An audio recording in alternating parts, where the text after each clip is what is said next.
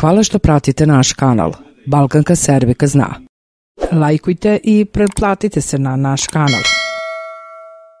Materice, hrišćanski praznik i Dan majke obeležava se drugu nedelju pred Božić sa naglaskom da je majka veza po kojoj da nije majke ni sveta ne bi bilo. Srpska pravoslavna crkva i vernici slave Materice, najveći praznik majki i žena koji uvek pada drugu nedelju pred Božić. Po običaju deca porano ujutro sa pripremljenim kanapom, maramom ili uzicom iznenada vezuju majci noge, kao što su majke njih vezivale na praznik detinjci. I tako majke deci daju poklone, kolače, bombone, poneki sitniji predmet, paketiće.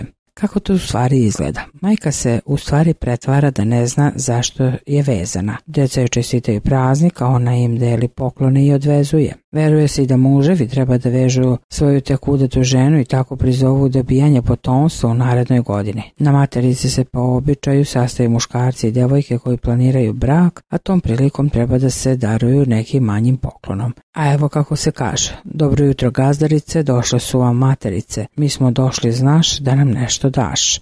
Nekada se pevalo na Materice.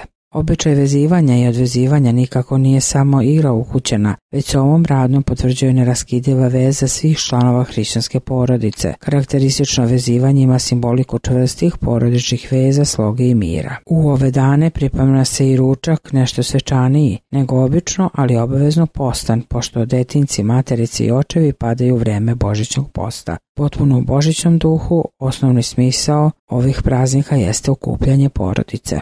Hvala što pratite naš kanal. Balkanka Serbika zna. Lajkujte i pretplatite se na naš kanal.